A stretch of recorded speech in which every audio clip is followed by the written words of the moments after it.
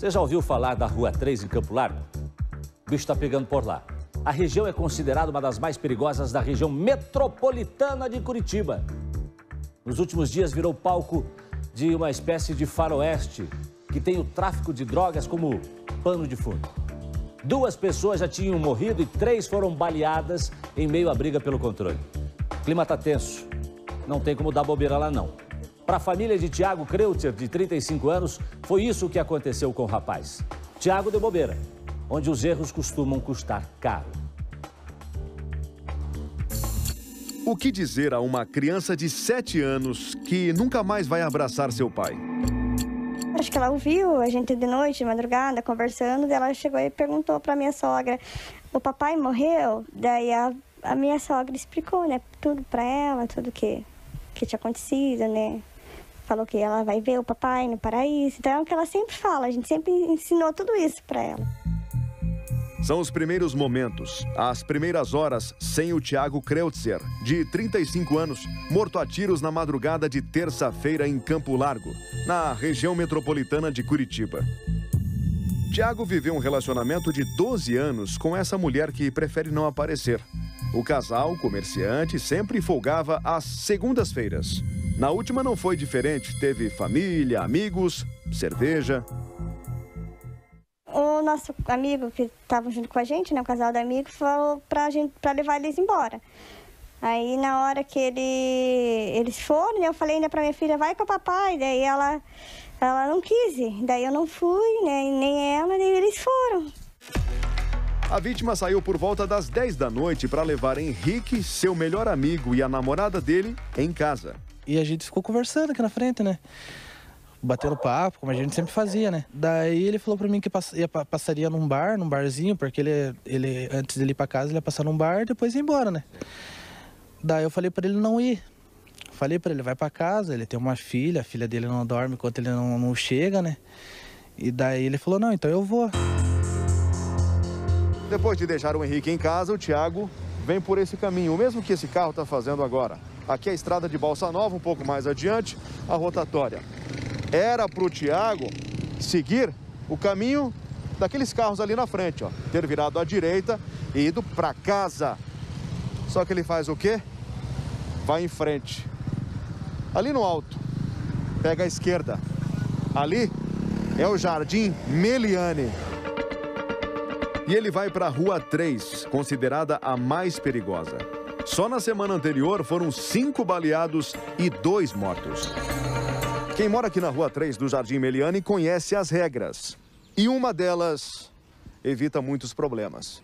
Não pode passar por aqui de carro depois das 10 da noite. Se passar, tem de ser com faróis desligados, janelas abertas e de preferência em baixa velocidade. No máximo 30 km por hora. Pois o Tiago estava aqui, com faróis acesos, janelas fechadas e vidros com película escura. O que o seu marido fazia na Rua 3 do Jardim Meliani? Não sei. Alguma explicação? Não tem. Você já se fez essa pergunta? Muitas vezes. Chegou a alguma conclusão? Não. Com o carro em movimento em uma rua estreita, ele se tornou alvo fácil. Um tiro de raspão e outro fatal, nas costas. Não houve tempo para a chegada do socorro. Penso como que foi ali os últimos segundos que ele dirigiu um pouco ainda e o que foi que passou na cabeça dele, né? Ali naqueles últimos segundos de vida dele. O Tiago foi baleado em frente a uma residência onde os moradores estavam em casa, mas não ouviram e também não viram nada. Não tem nenhuma informação. E é assim que as coisas funcionam aqui no Jardim Meliani. Agora, por que o Tiago estava exatamente aqui, onde esse carro permanece estacionado? Por volta das 11 da noite, ainda é um mistério na investigação. O melhor amigo e a esposa da vítima também não sabem responder. Ele não era uma pessoa que tinha inimigo, entendeu? Ele se dava bem com todo mundo, ele fazia amizade muito fácil. Era um cara que sempre estava sorrindo, não estava preocupado com nada, né? Então era um cara assim que ele nunca demonstrava preocupação, né? E eu fico pensando também se eu tivesse ido com a minha filha, né? Se podia ter mudado ou não mudado o que aconteceu, né? Eu me pergunto isso o tempo todo. Se eu tivesse ido, por que eu não fui? Porque sempre eu vou também. E ela não quis e eu não fui, e daí foi que a gente não viu mais ele, né?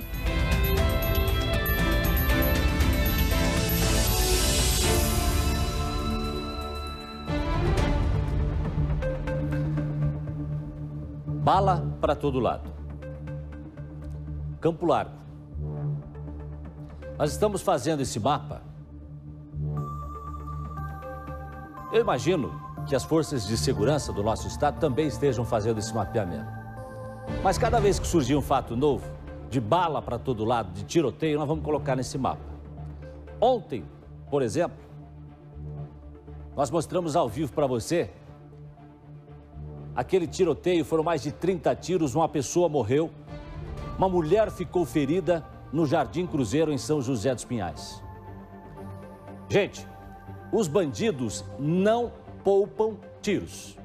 Se é acerto de conta, se é tráfico, se é gente que ficou devendo, que saiu da prisão, sei lá.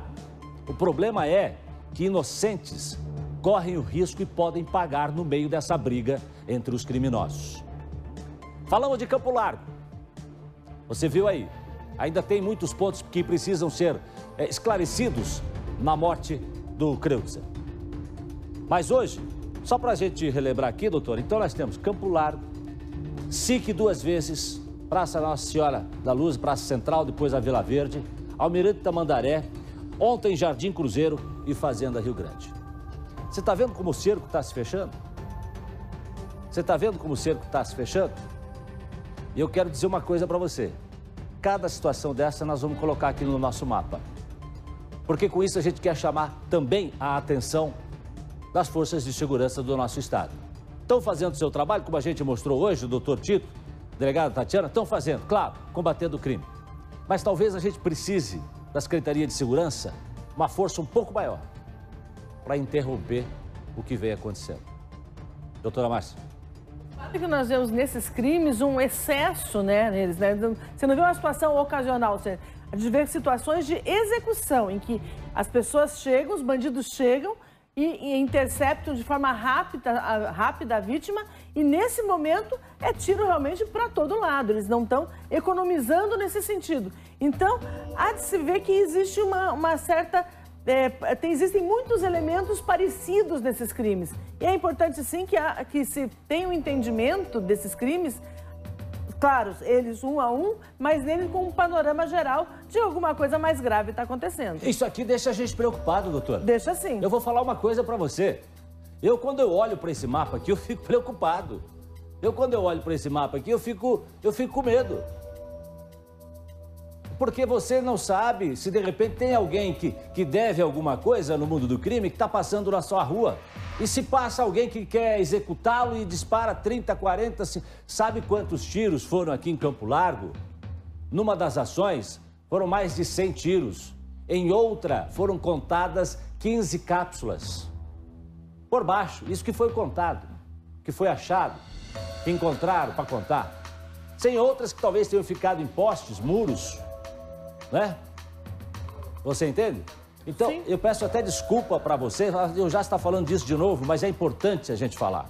É importante porque a gente precisa parar com isso. A gente precisa dar um basta nessa situação. A gente vai continuar falando disso aqui em outras ocasiões, por hoje eu vou deixar por isso mesmo, mas eu quero só te adiantar o seguinte, o Daniel Santos está num caso em Ponta Grossa. Se der tempo, vai trazer ainda uma reportagem hoje lá de Ponta Grossa. Atenção, meus amigos pontagrossenses, tá?